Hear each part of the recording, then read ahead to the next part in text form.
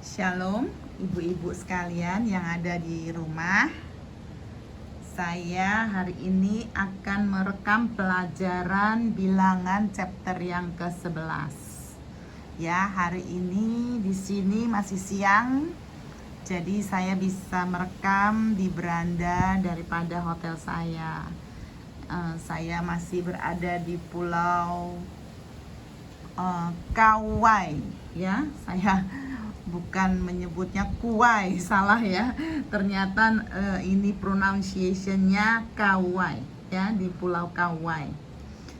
Oke, kita belajar tentang bilangan 11. Bagaimana di sini kita melihat ada komplain, ya. Saya akan bagi menjadi beberapa bagian. Bagian pertama, kita melihat tentang komplainnya orang-orang Yahudi di ayat 1 sampai 3. Bagian yang kedua, kita melihat orang-orang bajingan itu ya, yang kurang ajar itu.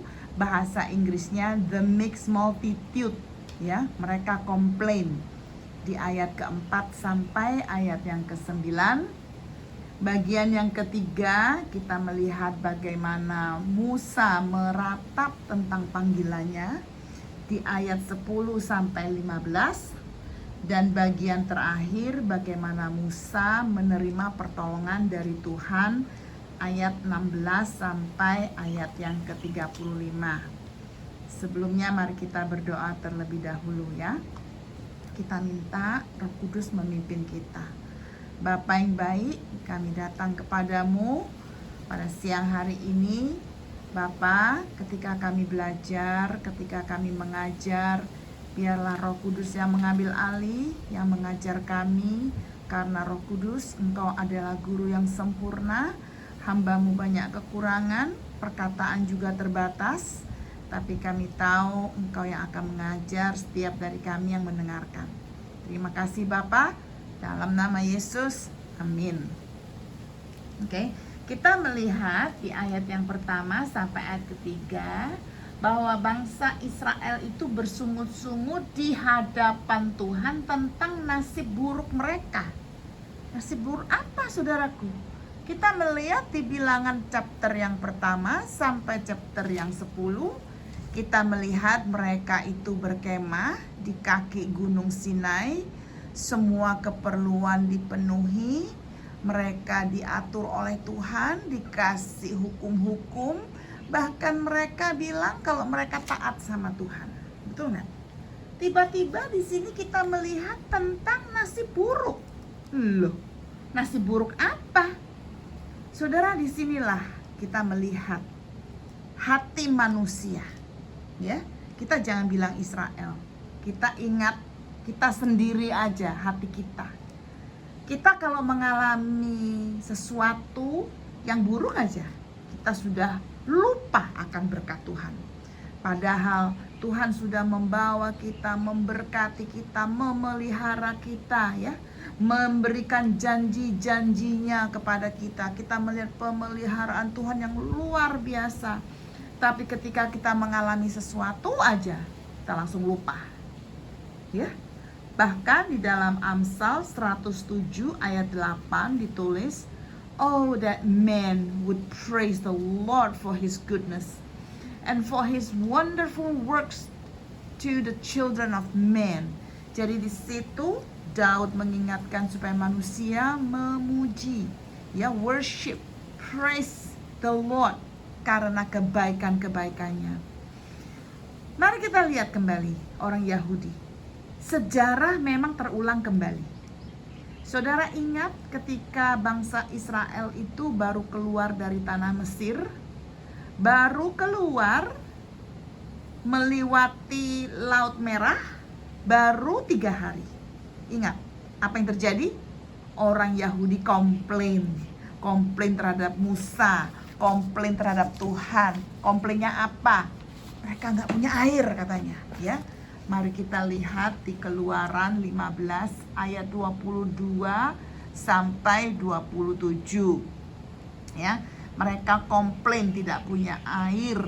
Nah, sekarang 3 hari setelah meninggalkan Gunung Sinai, Di dalam Bilangan 10 ayat 33 ya dikatakan, so they set out from the mountain of the Lord and traveled for 3 days.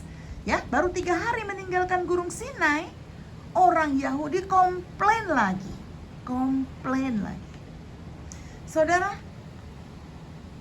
saya kadang-kadang kalau belajar Alkitab ini mengingat kita, ya. Kita juga sering komplain. Padahal apa? Kita ya sama Israel. Baru terima janji Tuhan, baru keluar dari gereja, baru pulang dari persekutuan, baru keluar dari Bible study. Ada masalah, komplain.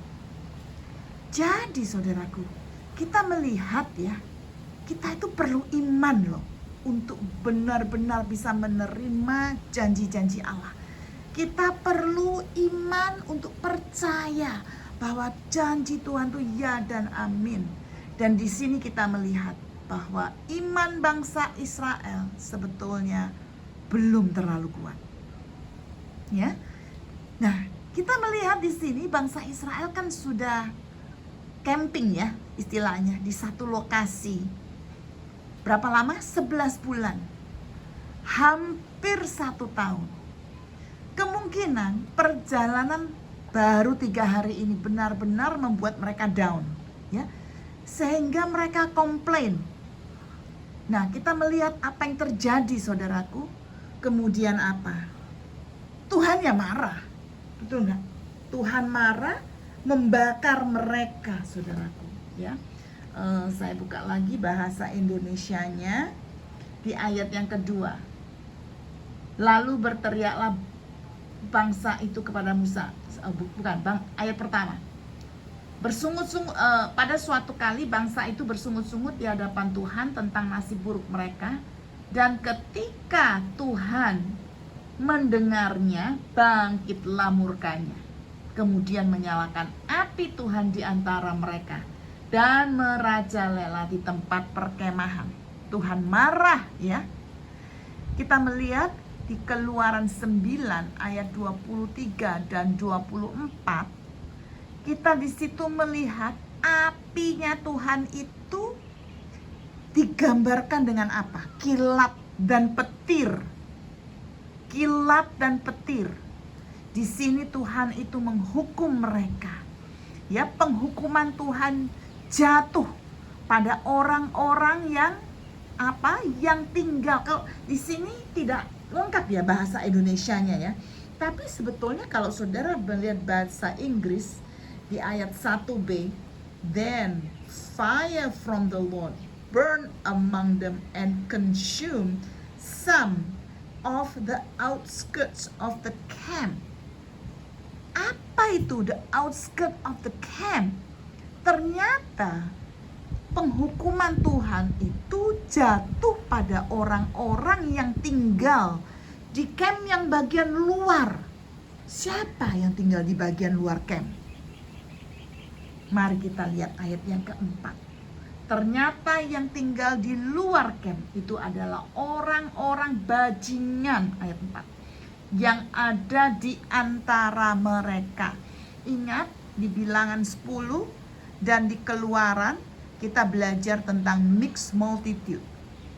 Ada orang-orang Israel yang bercampur dengan mixed multitude. Siapa itu mixed multitude? Nanti kita pelajari. Yaitu orang-orang Mesir yang keluar daripada Mesir. Orang Mesir sendiri keluar ikut bangsa Israel. Oke. Jadi Tuhan marah.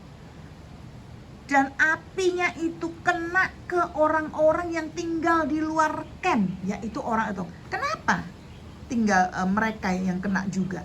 Karena nanti kita akan tahu di ayat selanjutnya, ayat 4. Saudara, di sini saya mengingat ya. Ada satu hal yang saya pernah sharingkan waktu kita belajar Keluaran. Saudara, waktu keluar dari tanah Mesir, bangsa Israel itu, ternyata kita tahu ada bangsa Mesir yang ikut keluar. Oke?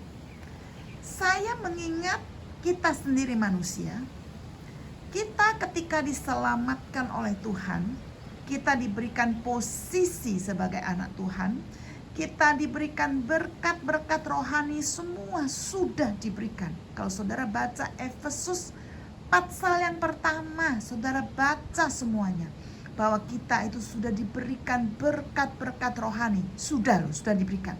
Kita sudah didudukkan bersama Yesus Kristus di sebelah kanan Allah. Tetapi kita masih ada Mesir di dalam kita, yaitu kedagingan kita yang kita harus lawan. Kita melihat bangsa Israel, ya, diperlukan 1 hari untuk keluar dari bangsa Mesir, untuk menyeberangi Laut Merah. Diperlukan 1 hari untuk keluar dari Mesir, tapi diperlukan bertahun-tahun, mungkin 40 tahun untuk Mesir keluar dari bangsa Israel. Ngerti ya? Dibutuhkan mungkin hanya sesaat buat kita untuk bertobat dan menjadi anak Allah, tapi dibutuhkan bertahun-tahun bagi kita untuk mengeluarkan kedagingan kita. Saudara, seperti yang Paulus katakan, biarlah kita itu makin kecil dan Yesus makin ditinggikan. Saya selalu berdoa ketika mengajar Alkitab, saya bilang, Tuhan, biarlah saya makin kecil. Biarlah ibu-ibu mengenal Yesus lebih besar.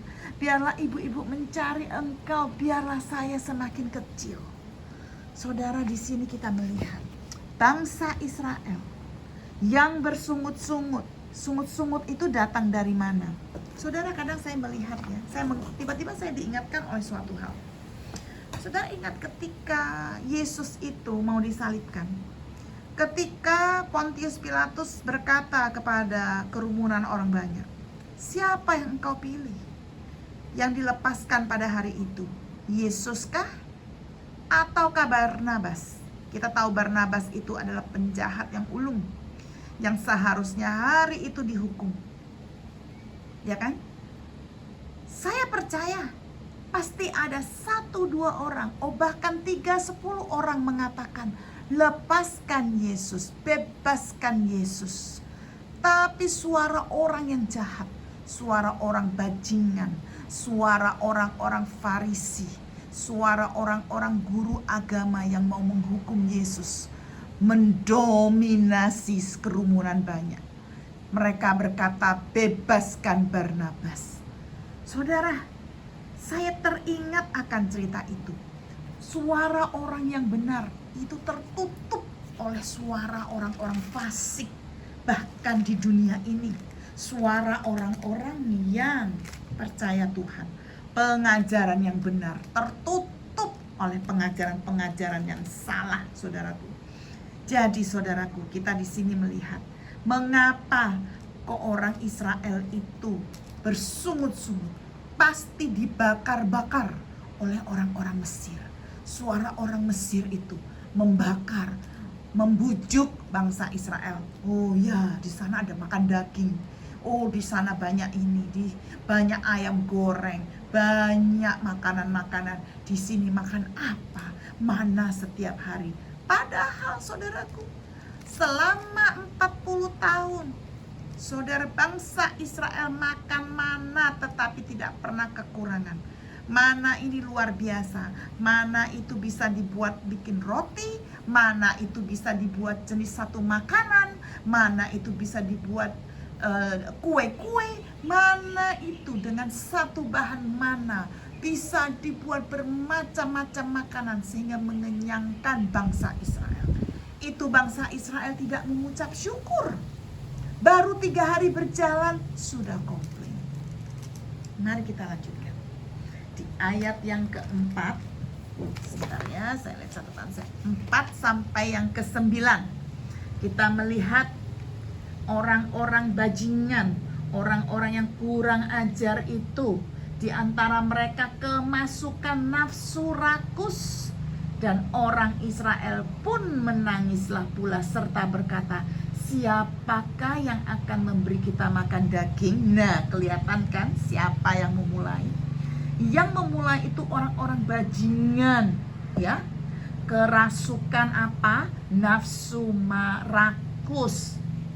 sehingga mempengaruhi orang Israel. Makanya ketika Tuhan mengirimkan api, saudaraku, apinya itu menghanguskan kemah orang-orang yang di luar kemah. Dan saudara, saya melihat Musa di sini apa? Musa berteriak kepada Tuhan. Ya, Musa berdoa kepada Tuhan. Maka padamlah api itu. Saudara, kita lihat di sini the grace of God. Ya, kasih karunia Tuhan. Kita melihat Musa itu gambaran daripada Yesus yang bersyafaat bagi orang-orang pilihannya.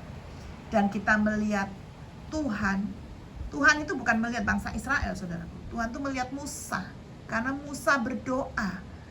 Musa mewakili bangsa Israel berdoa. Dan Tuhan mendengarkan doa mereka. Sekarang kita belajar soal orang-orang bajingan itu. The mixed multitude.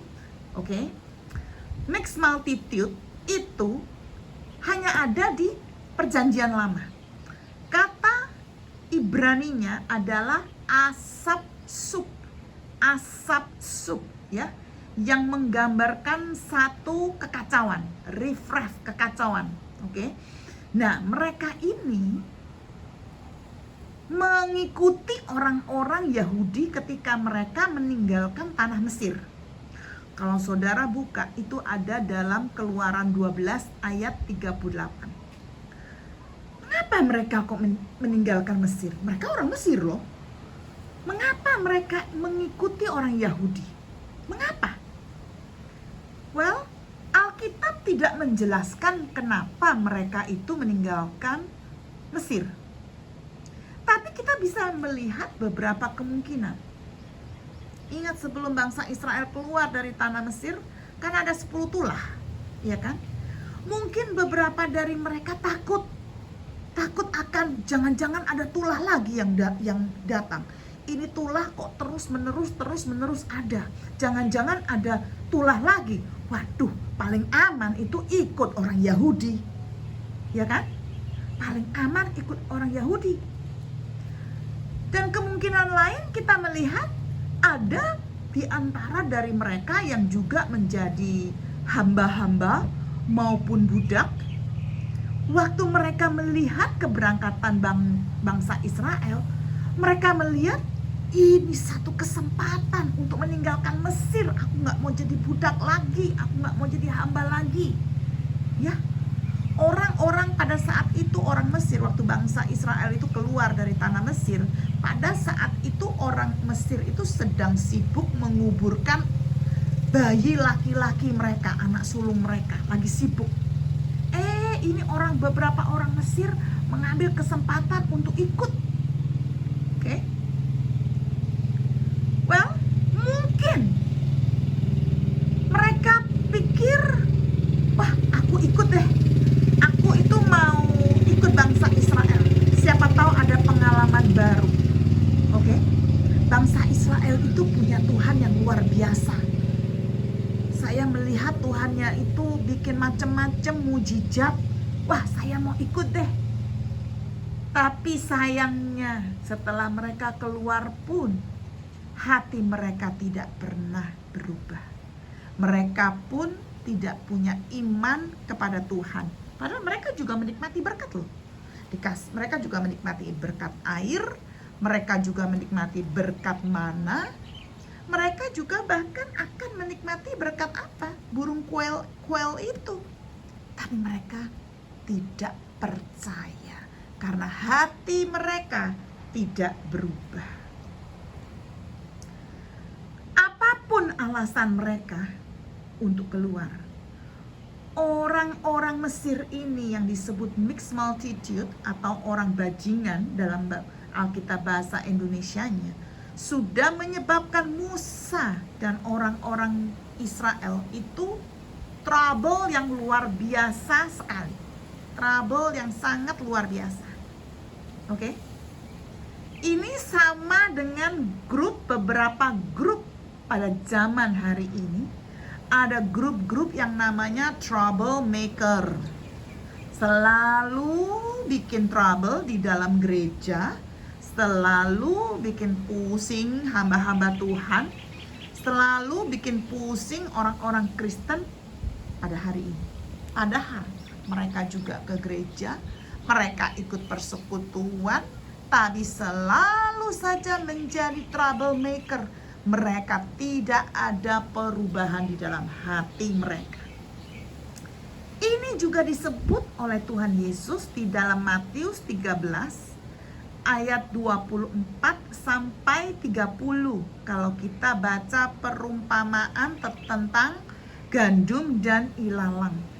Saudara, kalau baca itu, saudaraku, kita melihat bahwa ada ketika Yesus, pada saat itu ada orang yang menabur benih gandum, tapi pada malam hari ada yang setan menabur benih ilalang. Di situ Yesus mengajarkan apa saja yang ditanam oleh Tuhan buat anak-anaknya, setan itu juga datang loh dan menanam kepalsuan. Ya. Mirip, serupa tapi tidak sama. Ditanam hal-hal yang sama tapi palsu. Ditanamnya di mana? Di dalam gereja juga. Kita tahu di dalam Yudas 4 dan juga di dalam 2 Petrus 2. Bentar ya, ini ada suara golf cart. Ya, saudara kadang melihat golf cart liwat, kadang melihat orang jalan liwat ya. Saudara kalau melihat jauh sebelah sana itu, ini ada sebelah kiri ada pohon kelapa, kanan ada pohon kelapa, tengah-tengah itu laut, saudara ya. Jadi enak sekali ya. Oke, saya lanjutkan ya. Saudara, Yesus di situ mengajarkan di dalam Matius 13 apa yang ditanam oleh Tuhan untuk anak-anaknya. Setan juga datang loh ke tempat yang sama untuk menanam, tapi yang ditanam adalah palsu. Kita tahu di dalam Yudas 4 dan juga 2 Petrus 2 ayat 1 dan 2 mengatakan bahwa setan itu adalah sebagai imitator, ya. Tukang buat imitasi, imitator. Nah, makanya saudara kalau melihat Paulus itu dia mengenal sekali perjanjian lama dan dia juga mengenal sekali pelayanan Tuhan. Dia itu juga memperingati gereja-gereja tentang apa? Tentang false brethren, ya. Saudara-saudara yang palsu. Orang-orang Kristen yang palsu. Teguran dia di mana? Saudara kalau baca di Galatia 2 ayat 4. Galatia 2 ayat 4. Saya buka ya. Karena ini penting sekali ya. Saya buka bahasa Inggrisnya ya biar cepat ya. Galatia 2 ayat 4. Oke, sebentar ya. Galatia 2 ayat yang keempat di sini. Paulus menegur, tegurannya bilang apa? This matter arose because some false brothers had infiltrated our ranks to spy on the freedom we have in Christ Jesus and to make us slaves. Ditegur sama Paulus, ada saudara-saudara yang palsu sudah menyusup ke dalam gereja di Galatia pada saat itu, ya.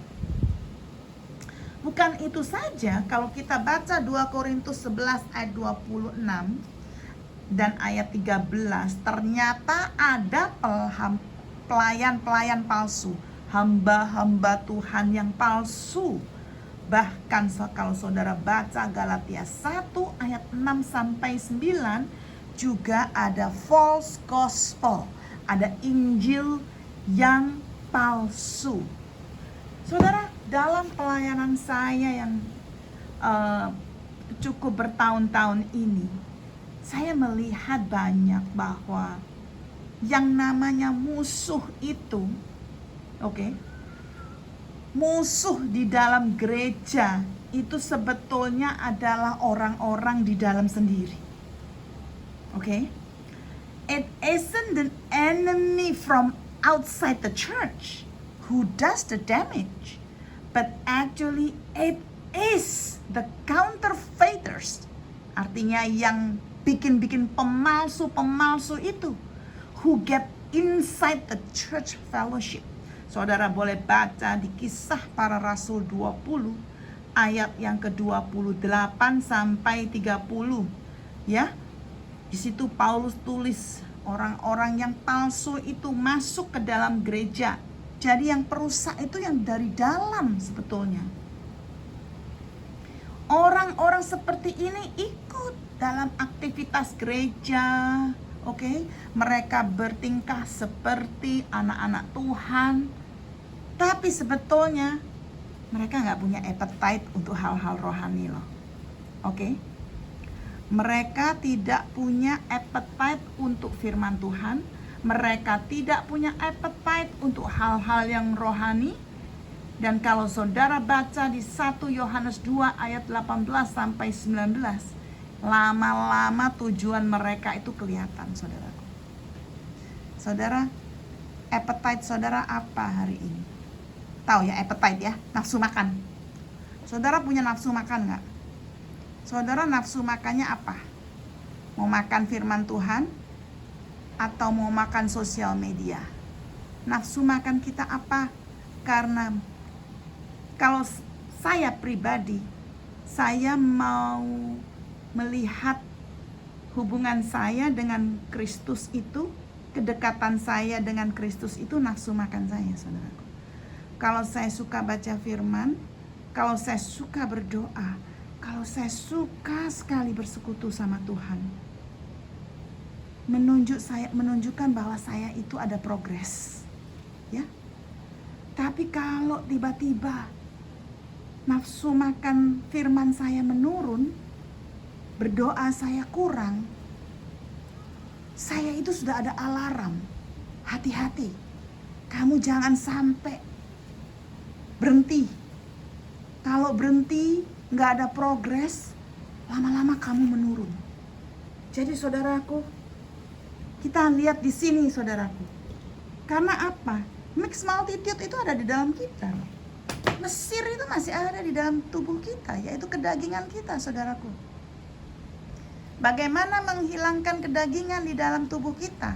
Bagaimana menghilangkan Mesir dalam tubuh kita? Yaitu kita harus punya nafsu makan, appetite kita firman Tuhan, appetite kita berdoa, appetite kita worship, appetite kita itu pribadinya Kristus. Amin, saudara.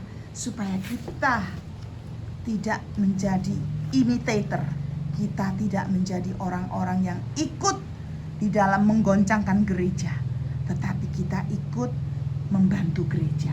Amin. Bayangkan saudaraku, orang Yahudi itu mengalami miracle loh. Seminggu tuh berapa kali? 6 hari. Dalam 1 minggu mereka mengalami miracle. Ketika mana itu turun, mana itu bread of heaven, roti surgawi itu turun. Tapi di sini kita melihat mereka pasti dipengaruhi oleh orang-orang Mesir yang ikut. Mereka, bentar ya, suaranya keras lagi nih. Oke. Oke, kita lanjutkan ya. Mereka pasti dipengaruhi oleh the mixed multitude, orang-orang yang Mesir yang keluar itu, sehingga mereka itu capek makan mana terus, oke? Mereka capek makan terus. Bahkan kalau saya kembali lagi ke Bilangan 11 ayat yang ke-8, the people went around gathering it and then ground it in a handmill or crush it in a mortar. They cook it in a pot or made it into cakes, and it tastes like something made with olive oil. See, saudaraku, padahal ini mana bisa dibikin macam-macam, saudaraku. Tapi ternyata mereka bosen sama resepnya Tuhan, ya. Mereka mau makan makanan yang mereka nikmati di Mesir, tapi mereka lupa bahwa mereka sebetulnya terikat di Mesir. mereka tidak bisa menyelamatkan diri. Mereka itu ya terikat bondage ya di Mesir. Mereka hanya mengingat satu hal yang menyenangkan tubuh mereka. Mereka lupa jiwa mereka menangis. Ingat Alkitab mengatakan mereka berdoa bertahun-tahun. Mereka lupa itu. Jiwa mereka sengsara. Ya. Mereka tertekan, tertindas sebagai seorang budak. Mereka lupa. Mereka cuma ingat makan makanan yang menyenangkan tubuh. Saudaraku, sangat tragis sekali kalau kita sebagai anak-anak Tuhan di gereja, oke, craving, lapar apa? Lapar akan dunia ini, bukannya lapar mana dari surga, yaitu firman Tuhan. Makanya di Yohanes 6 ayat 66 sampai 69 Tuhan Yesus menegur. Mari kita buka sebentar ya. Yohanes 6, saya tunggu saudaraku, saudara buka Yohanes 6 ya, ayat 66 sampai 69. Waktu Tuhan Yesus mengajarkan mana dari surga, roti, yaitu dirinya sendiri. Saudara melihat apa yang dikatakan di ayat 60, baca dulu. Mendengar itu banyak dari murid-muridnya, ya bukan 12 murid ini, tapi murid-murid yang ribuan itu. Mereka bilang, wah pengajaran ini susah. Siapa yang bisa terima? Lalu saudara baca di ayat 66. Sejak saat itu banyak dari murid-muridnya yang meninggalkan Tuhan Yesus dan tidak mengikuti mereka kembali. Saudara, mari kita jangan seperti orang-orang ini, ya. Jangan seperti orang-orang ini yang cuman ingat 5 roti, 2 ikan, kenyang di perut. Tapi ketika diajar oleh Tuhan bahwa engkau harus makan tubuhku dan minum darahku, mereka tidak bisa terima. Mereka akhirnya kembali, tidak mau, muter balik, tidak mau ikut Yesus kembali. Saudara, mari kita jangan seperti orang-orang tersebut. Jangan seperti orang Israel. Susah sekali berjalan ikut Yesus. Ikut Tuhan susah. 3 hari sudah gak enak ini. Sudah komplain. Sudah dipengaruhi oleh orang-orang dunia. Ya, lapar, ingat makanan-makanan jasmani. Tapi tidak lapar akan makanan rohani. Sangat tragis sekali saudaraku, sangat tragis. Kita melihat pada zaman ini saudaraku, gereja-gereja bagaimana mereka berusaha untuk menyenangkan masyarakat. Oke. Gereja-gereja berusaha untuk menyenangkan orang-orang yang baru datang. Mereka bikin apa? Mereka itu dari pelayanan dibuat menjadi satu performance, oke? Mereka mengubah pulpit, mengubah sanctuary menjadi satu teater, oke? Penyembahan bukan menjadi penyembahan lagi, menjadi satu entertainment. Hati-hati saudaraku, kita tidak mau masuk ke dalam gereja yang sedemikian. Kita mau gereja yang benar-benar worship the Lord, yang benar-benar melayani Tuhan, yang benar-benar mengajar firman Tuhan. Saudara, Paulus pun harus deal sama orang-orang semacam ini pada hari-harinya. Oke? Dalam Filipi 3, ayo kita buka Filipi 3, saudaraku. Ini pelajarannya agak mendalam. Kita, saudara, memang ini sejarah ya, sejarah, tetapi ini ada hubungannya dengan kehidupan kita sehari-hari. Filipi 3 ayat yang ke-17 sampai ayat yang ke-21 dikatakan, join with others in following my example, brothers, and take note of those who live according to the pattern we give you. For, as I have often told you before, and now say again, even with tears, many live as enemies of the cross of Christ. Saudara baca ini, banyak yang hidup sebagai musuh Allah. Ya. Kemudian sampai 21 ya. Their destiny is destruction. Their God is their stomach, and their glory is in their shame. Their mind is on earthly things, but our citizenship is in heaven, and we eagerly await a Savior from there, the Lord Jesus Christ, who, by the power that enables him to bring everything under his control, will transform our lowly bodies so that they will be like his glorious body. Di sini Paulus mengingatkan zaman perjanjian lama, apa yang terjadi di perjanjian lama itu bukan hal yang baru di zaman Paulus dan bukan hal yang baru di zaman sekarang. Jadi saudaraku, Alkitab ini luar biasa. Alkitab ini untuk generasi demi generasi. Semuanya sama, tidak berubah dulu, sekarang, selamanya. Saudara, sedih sekali. Bangsa Israel dan orang-orang mixed multitude itu komplain terhadap Tuhan. Komplainnya terhadap Tuhan, siapa yang diserang? Hambanya. Oke. Untuk apa? Untuk kepentingan kedagingan kita. Saya sering melihat hamba-hamba Tuhan tuh kasihan, saudaraku, sering diserang. Worshipnya kurang enak lah, ya. Saya kesini nih cari worship yang enak, ini worshipnya kok kurang ini. Lalu yang di-attack siapa? Hamba Tuhannya. Ya, saudaraku, hati-hati. Zaman sekarang pun sama dengan zaman dulu. Filipi 2 ayat 14 mengatakan, lakukan semuanya kamu tanpa komplain. Tanpa, without murmurings and without disputing. Oke? Itu berarti kita itu tidak punya hati yang mengucap syukur. Hati yang tidak mengucap syukur membuat kita gampang untuk melakukan banyak dosa, saudaraku.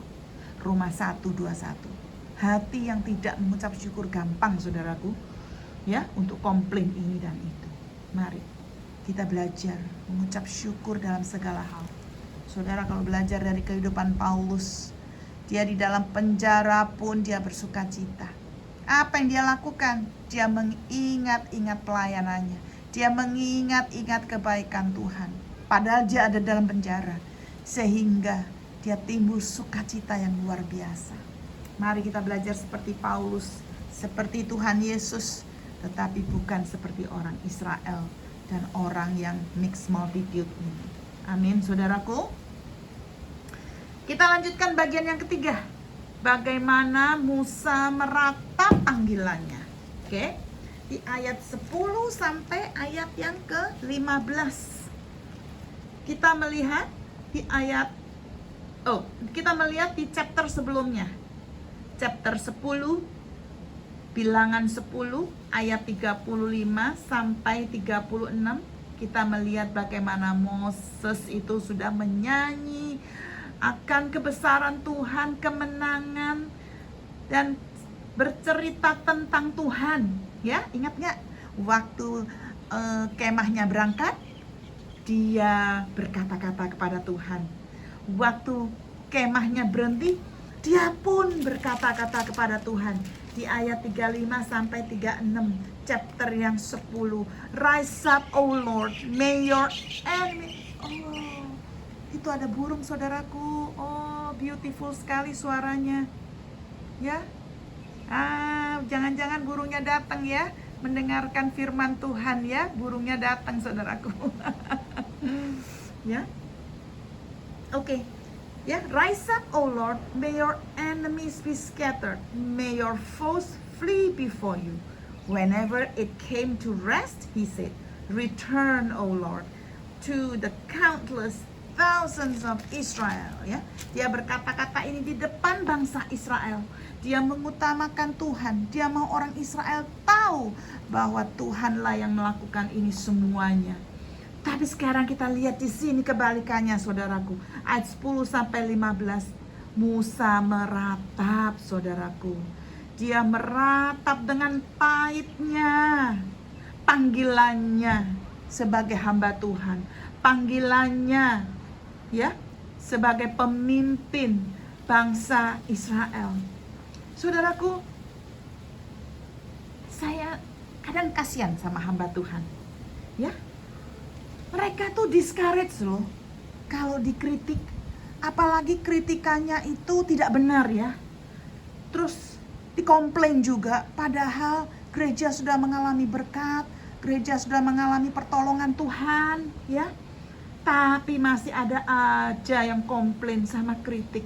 Itu mereka kritiknya kepada siapa? Kritik kepada hamba Tuhan. Saudara, kalau kritik dan komplain kepada hamba Tuhan secara tidak langsung, berarti kita melakukannya itu terhadap Tuhan loh, saudaraku. Oke? Saudara, sedih sekali. Di sini kita lihat Musa kehilangan perspektifnya, saudaraku. Mata rohaninya yang tadinya terus lihat Tuhan, sekarang mata rohaninya, oh my goodness, ini burungnya bagus sekali. Lihat tuh. Merah, saudaraku. Wow, lihat ya. Bagus ya. Merah sekali. Kepalanya merah, saudaraku. It's beautiful ya. Oke. Ya, distraktif sedikit ya. Saudara, kita melihat di sini Musa, he lost his perspective. Matanya itu tidak melihat Tuhan. Matanya itu melihat dirinya sendiri yang mungkin gagal. Kok ini anak-anakku, orang-orang Israel komplain, ya? Saudara, ini sebetulnya gampang loh kita mengalami seperti ini. Kalau hidup itu tidak lancar, kalau hidup kita tidak smooth, kalau kita mengalami sesuatu yang tidak enak dalam hidup kita, pikiran kita gampang sekali terlepas daripada Allah. Mata kita gampang sekali terlepas dari Allah. Yang kita lihat apa? Diriku tidak sanggup, diriku tidak mampu, aku gagal barangkali, ya. Tuhan salah barangkali, pernikahanku seperti ini, Tuhan salah kali, salah pilih suami buat aku, salah dan lain-lain sebagainya, ya. Saudara, 1001 macam kita boleh komplain ya, saudaraku. Tapi di sini kita melihat, saudaraku, Musa pun mengalami hal yang sama. Musa adalah manusia biasa, ya, kecuali kita tahu Yesus kita tidak pernah berdosa. Tuhan kita Yesus Kristus selalu matanya, pikirannya memandang kepada Kristus. Saudara, kami belajar ya, grup hari Jumat itu belajar tentang buku Filipi. Bagaimana Paulus, dia mempunyai single minded, punya pikiran yang satu.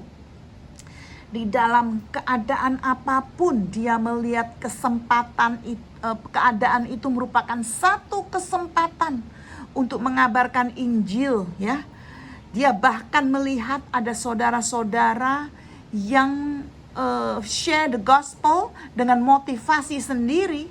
Tahu nggak dia bilang apa? Nggak apa-apa, asal Kristus diberitakan. Saudara, saya belajar sekali Paulus ini mempunyai satu single minded. Ya, kalau kita punya pikiran, perspektif di dalam Kristus Yesus itu kita tidak tergoncangkan. Tapi kita masih belajar ya saudaraku, saya juga masih belajar, saya juga sering seperti Musa, kadang kecewa, kadang sedih, kadang mata tuh bisa melihat keadaan diri saya sendiri yang penuh dengan kekurangan. Di sini saudaraku, kita melihat kelemahan kita, maka itu kita perlu belajar firman Tuhan, kita perlu dikuatkan melalui Bible study, kita perlu persekutuan, ya.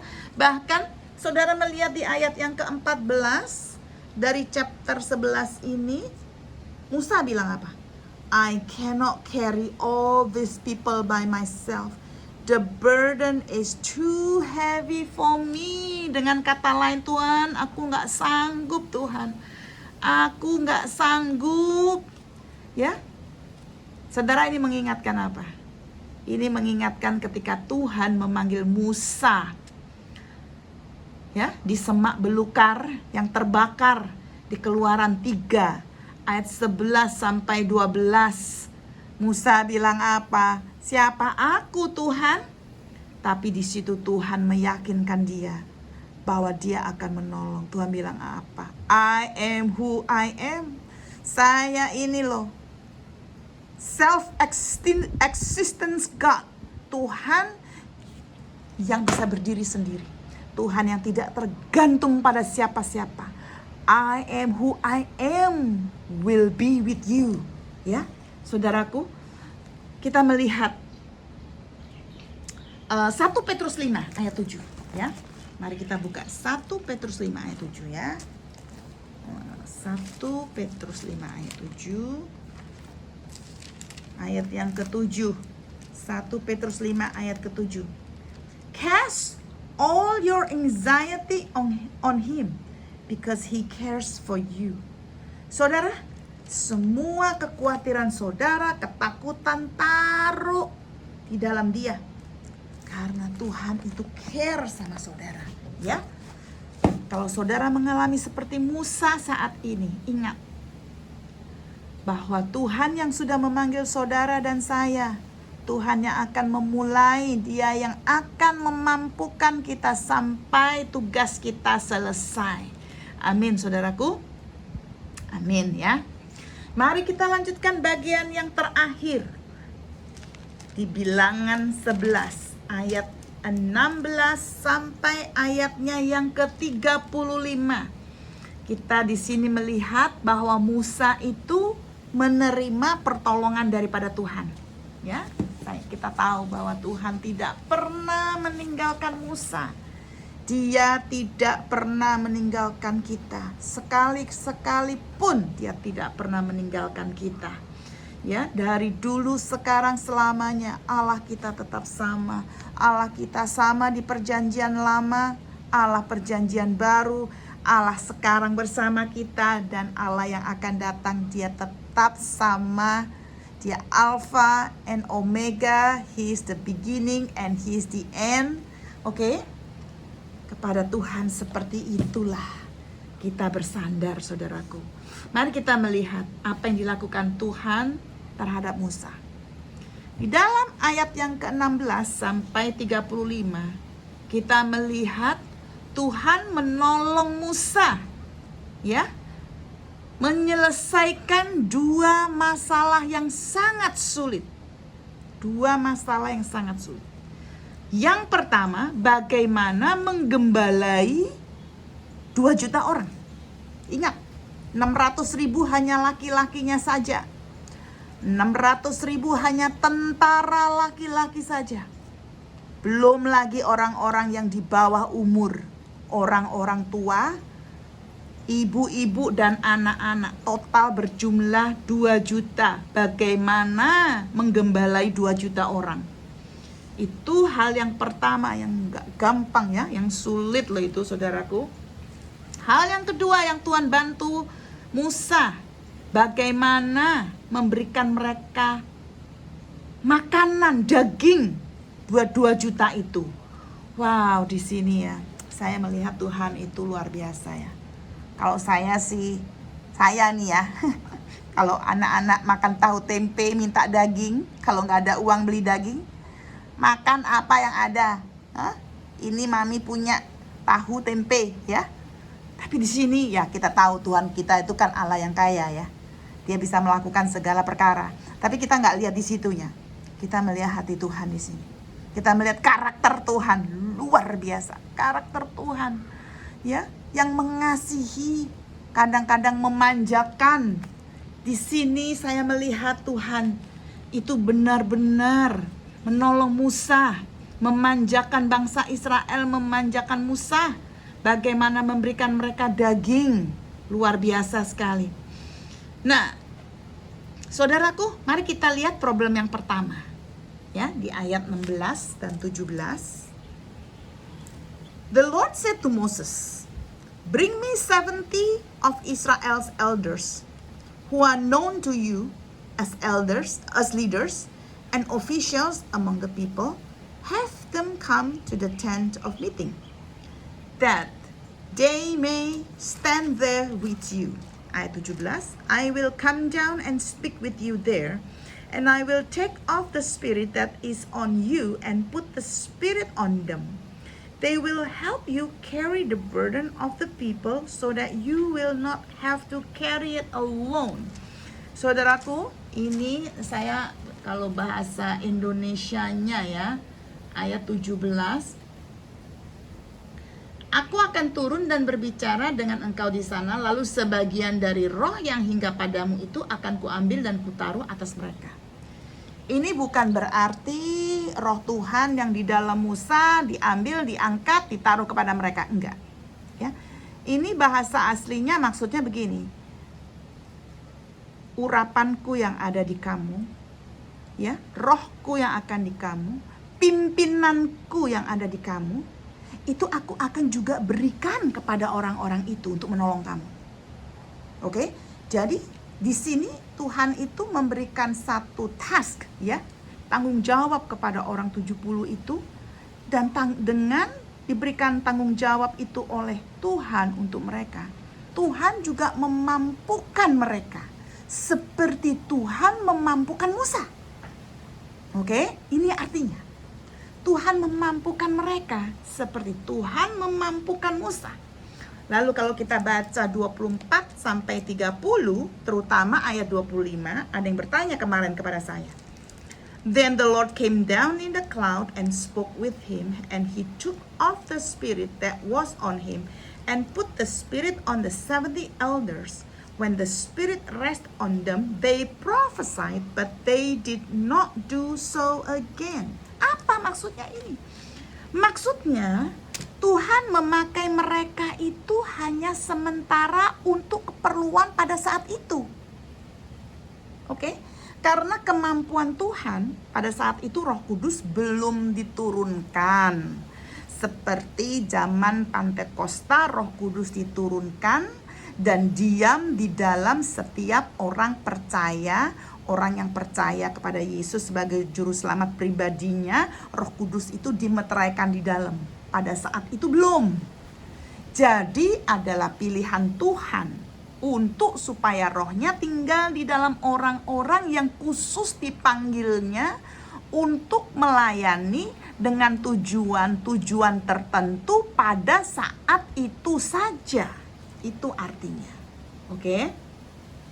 Nah, kita melihat problem yang pertama, Tuhan itu memerintahkan Musa untuk memilih 70 elders, ya. Saya waktu baca ini, saya ingat pelayanan Paulus, pelayanan murid-murid Tuhan, 12 murid, dan juga Paulus bagaimana mereka memilih 70 penatua, saudaraku, yang dipenuhi dengan Roh Kudus, ya. Nah, ingat saudaraku di dalam Keluaran 18, ya, Keluaran 18 kita ingatkan waktu itu Musa itu kewalahan memimpin bangsa Israel. Kemudian mertuanya Jethro menasehati dia untuk membagi-bagi dalam kelompok. Ingat nggak? Keluaran 18, ingat ya. Nah, saudaraku, pada saat itu bedanya dengan saat sekarang. Pada saat itu, leader-leader yang dipilih itu untuk membantu orang-orang mengatasi personal disputes. Kalau ada persoalan pribadi, pada saat itu, orang-orang yang dipilih leader-leader itu membantu untuk mengatasi masalah pribadi. Tapi yang ini beda. Pemimpin yang baru ini untuk memimpin hal-hal rohani, spiritual ministry to the people. Kita melihat saudaraku, oke? Sebetulnya kunci daripada setiap masalah adalah masalah hati loh. Oke? Kecuali hati kita itu diubahkan oleh Tuhan, karakter kita dan perbuatan kita itu tidak akan pernah berubah. Saya ulangi lagi ya. kunci dari setiap masalah itu adalah masalah hati loh. Masalah hati kita, the heart issue. Kecuali hati kita itu dirubah oleh Tuhan. Ingat, kita tidak bisa merubah diri kita sendiri. Hati kita itu harus diubahkan oleh Tuhan. Kecuali Tuhan yang merubah karakter dan perbuatan, tidak akan pernah berubah. Ada yang bertanya sama saya, Bu Shopping, si Anu udah belajar Alkitab berapa lama, bertahun-tahun kok nggak berubah-berubah sih? Yang lainnya kok berubah, yang si ini kok nggak berubah? Saudara boleh ikut Bible study bertahun-tahun. Saudara hanya menjadi pendengar, tidak mau belajar. Oke? Sekali-kali menjadi pendengar is okay, karena kesibukan tertentu. Ya? Is okay. Tapi kalau saudara terus menjadi pendengar, tidak pernah saudara mau belajar. Saudara hanya dikuatkan imannya aja, tapi karakter saudara tidak akan berubah. Kenapa? Karena iman timbul dari pendengaran akan firman Tuhan. Saudara punya iman yang tinggi sama Tuhan, percaya, di mulut percaya, tapi tidak ada perbuatan. Oke? Saudara, perubahan ini di dalam Efesus dikatakan, dalam Efesus 5 kalau nggak salah dikatakan, Tuhan Yesus itu mengubah kita dengan apa? Dengan air, melalui firman-Nya. Saudara kalau baca firman, saudara jangan pikir, ini cuma sejarah aja. Ngapain kita kok belajar sejarah? Saudara, it is history. It is. Tapi saudaraku, sejarah itu terulang. Zaman dulu, zaman sekarang, itu terulang terus. Apa yang kita pelajari dari sejarah? Dari sejarah itu kita melihat diri kita sendiri. Tuhan, saya kayak bangsa Israel loh. Tuhan, saya kayak orang-orang bajingan ini loh. Tuhan, saya juga kayak Musa loh. Lemah. Lalu di dalam belajar Alkitab, kita melihat siapa? Kita melihat Tuhan. His unchanging love. His unconditional love. Kita melihat kasih Tuhan yang besar. Kita melihat titah-titah Tuhan. Kita melihat Tuhan yang luar biasa. Dari pelajaran itu kita pakai di dalam kehidupan kita sehari-hari. Kita praktekkan. Kita belajar mempraktekkan. Baru terjadi perubahan. Bukan karena kita yang merubah, tetapi Tuhan yang merubah kita. Hati kita sudah diubahkan oleh Tuhan. Ketika kita menerima firman Tuhan yang hidup, baru kemudian karakter dan perbuatan kita berubah. Saudara, kita melihat dari 70 orang ini, 68 orang berkumpul di tabernakel. Di situ Tuhan memberikan mereka kuasa. Kuasa Tuhan turun atas mereka. Untuk apa? Untuk membantu Musa dalam pekerjaannya. Ketika mereka berkumpul di tabernakel, mereka pasti menyembah Tuhan. Oke?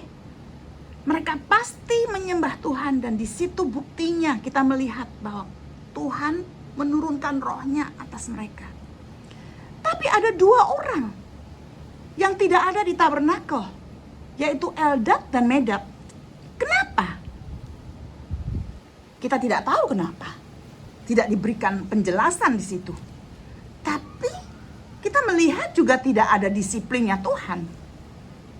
Berarti kita assume bahwa ketidakhadiran mereka bukanlah satu hal yang serius. Oke, mari kita tidak mempermasalahkan ini karena kita tidak tahu kenapa mereka di situ. Nah, kita melihat di sini, Musa bukanlah satu-satunya hamba Tuhan yang mengalami masalah rohani pada zaman itu. Kita melihat di dalam perjanjian baru, Yohanes Pembaptis itu juga mengalami masalah yang sama loh. Itu oposisinya luar biasa loh, oposisi pada zaman Yohanes Pembaptis. Saudara boleh baca di Yohanes 3 ayat 26 sampai 30. Dan kita juga melihat Yesus pun di dalam pelayanannya dia mengalami oposisi yang luar biasa di dalam Lukas 9 ayat 46 sampai 50. Ya. Bahkan di dalam kehidupan Paulus pun dalam Filipi 1 ayat 15 sampai 18, Paulus pun menghadapi oposisi yang luar biasa. Dipenjarakan dia saat itu. Di mana? Di Romawi. Dia tunggu naik banding. Karena apa? Karena dia memberitakan Injil. Nah, saudaraku, kita melihat cara Musa mengatasi masalah. Kita belajar dari Yesus. Kita pun belajar dari Paulus. Ingat, tadi saya katakan, sejarah selalu terulang kembali sampai hari ini. Bagaimana kita bisa mengatasi masalah dengan Alkitabiah, with biblical way. Kalau kita nggak belajar Alkitab, kalau kita nggak belajar sejarah, kalau nggak kita belajar seluruh firman Tuhan, saudaraku. Mari kita lanjutkan. Nah, di sini pertama kali kita melihat Yosua. Ini nggak pertama kali ya. Ini kita melihat beberapa kali ya. Di sini kita melihat Yosua. Sepertinya dia itu cemburu ya, saudaraku ya. Tapi kita lihat dia pertama kali di Keluaran 17 ayat 8 sampai 16 bagaimana dia memimpin peperangan pada saat itu melawan bangsa Amalek dan menang, saudaraku. Kemudian di dalam Keluaran 24 dan Keluaran 32 kita melihat dia di Gunung Sinai bersama Musa. Dan sekarang di ayat yang ini, Bilangan 11 ayat yang ke-28 baru tertulis di sini dan kita pelajari di sini bahwa sebetulnya Yosua itu adalah tangan kanannya Musa, pembantunya Musa, dan kita tahu bahwa nantinya dia yang melanjutkan memimpin bangsa Israel. Itu problem pertama, saudaraku, yang Tuhan berikan kepada Musa, bagaimana Tuhan menolong Musa menghadapi problem pertama. Sekarang kita melihat bagaimana Tuhan menangani hal yang kedua, yaitu bagaimana mencari daging yang cukup untuk dikasih kepada 2 juta orang, saudaraku. Oke? Daging yang cukup. Saudaraku, ini luar biasa. Ini saya garis bawahi dalam Alkitab saya. Di dalam Bilangan 11 ayat yang ke-23. The Lord answered Moses, "Is the Lord's arm too short? You will now see whether or not what I say will come true for you." Ya, apakah tanganku terlalu pendek? Kamu sekarang akan melihat bahwa apa yang saya katakan akan terjadi padamu. Saudaraku, saya percaya ini Tuhan bukan berkata saja kepada Musa. Tapi ada firman mengatakan setiap firman Tuhan yang keluar dari mulut Tuhan itu pasti akan terjadi. Apa yang difirmankan pasti akan terjadi. Buktinya semua sudah terjadi, saudaraku. Ya.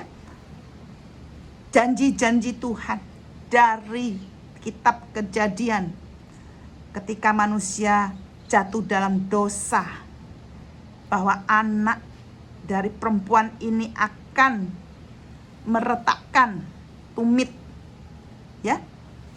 Bahasa Indonesianya, saudaraku, saya nggak terlalu itu ya, karena saya selalu membaca kitab bahasa Inggris ya, saudaraku.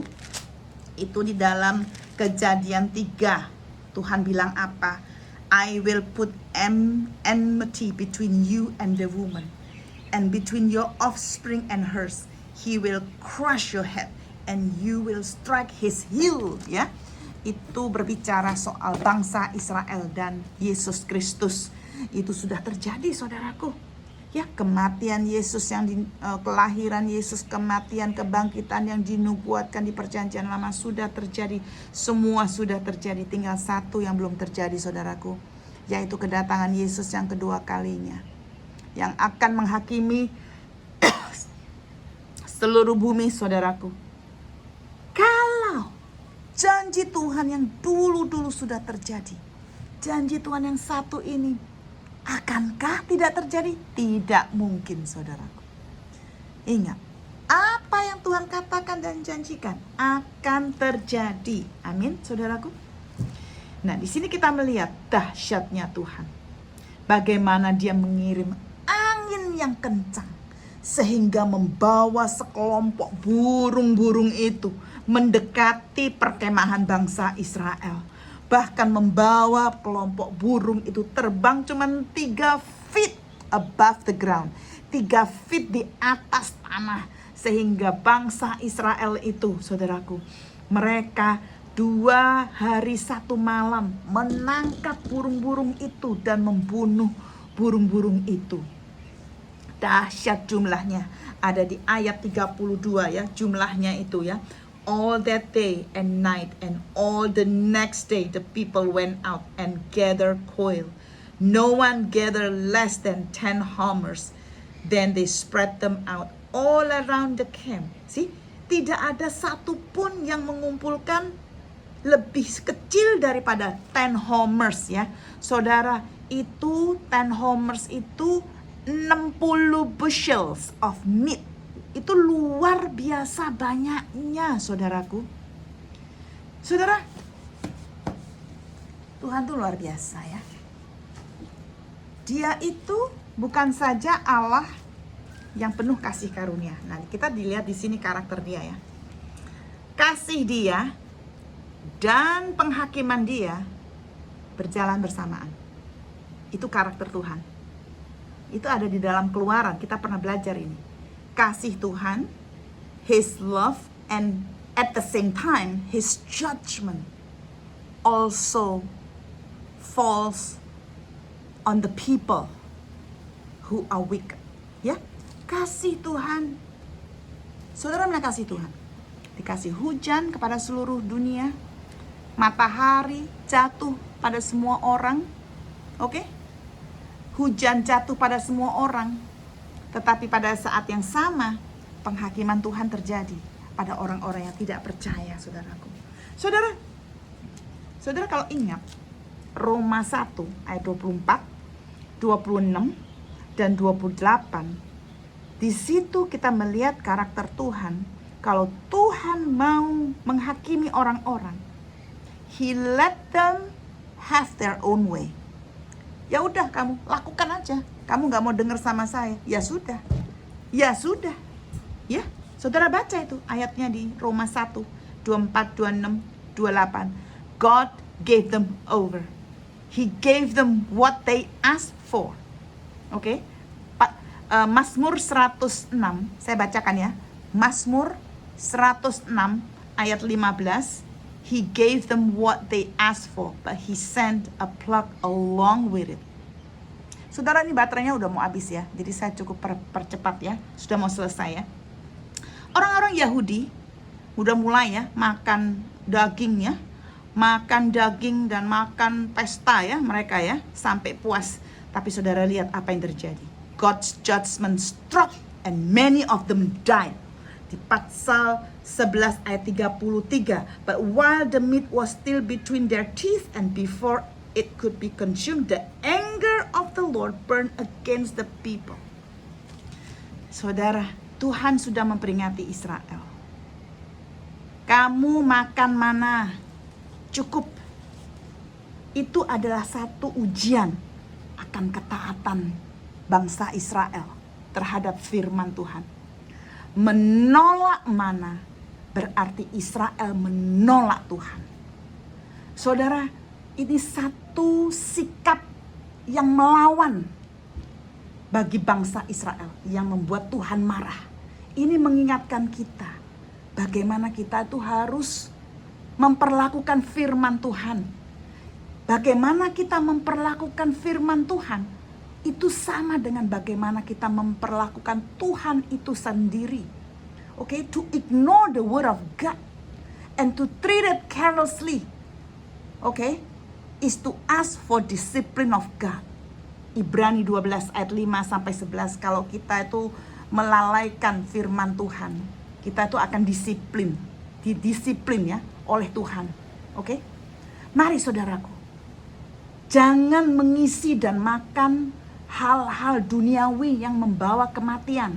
Mari kita tingkatkan nafsu makan kita akan firman Tuhan. Saudara, baterainya udah mau habis, mari kita tutup dalam doa. Tuhan, terima kasih untuk firman-Mu, teguran-Mu untuk kami.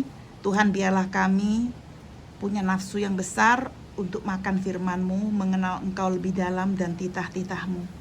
Terima kasih Tuhan Yesus, tolong setiap dari kami, karena kami tahu kami tidak mampu. Di dalam nama Yesus kami berdoa. Haleluya. Amin. Saudaraku, ini sudah mau habis baterainya ya saudaraku. Oke, shalom, sampai ketemu lagi di Bilangan 12. Tuhan berkati. Amin.